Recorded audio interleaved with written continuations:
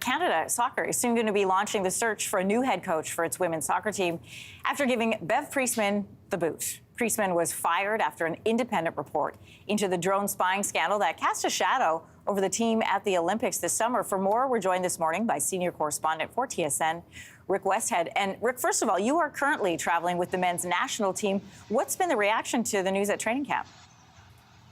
I'd say pretty muted. It's not a conversation that, many players want to discuss, to be honest. But I think that, kind of from the top of the federation down to national team players, there's a real effort to try to close the chapter on this. And that might be difficult because the report that came out yesterday that Canada Soccer published left a lot of questions unanswered. Like you said, this hasn't been hanging over the Canada Soccer for the last 4 months.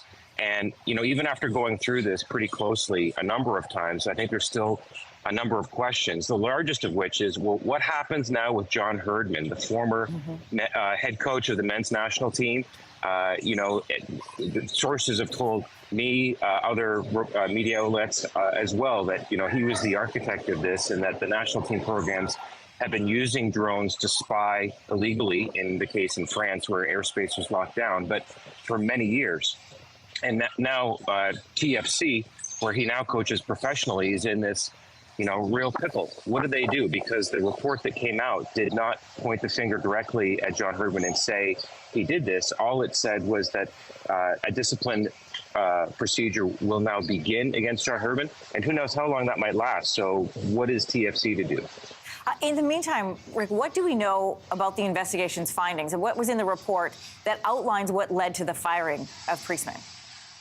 Well, my takeaway was, and again, taking people back to July during the Olympics, one of the assistant coaches, Joey Lombardi, was arrested by French police, kept in jail for 3 days, and then deported. And at the time, in a statement, he wrote that this was all on him, that he did this, no one else was aware that he was doing this, and he apologized for it. Well, this report now refutes that as a lie. It says that Bev Priestman and assistant coach Jasmine Mander directed this, orchestrated this, and that the spying actually predated the Olympics in Paris.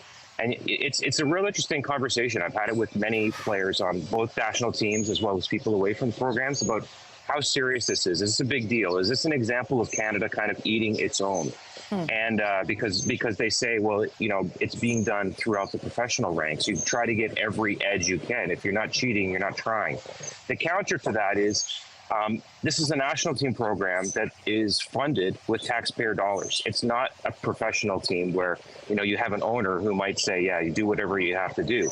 And when you have a national team program, I think there's a belief as well for many that, Canadians expect our teams to play by the rules. We've kind of gone down the path before of cheating in the past with athletes like Ben Johnson, and we remember the kind of the stain on the collective reputation that had. So, really interesting day yesterday with that report. Yeah, and as you said, the teams try to just move forward and close the book on this, but as that report outlines, still a lot more chapters yet to be written and read. So, senior correspondent for TSN, Rick Westhead, thanks for joining us from Florida this morning. For sure. If you liked that video, make sure to subscribe to the Your Morning YouTube feed where you can find all kinds of new content posted every weekday morning.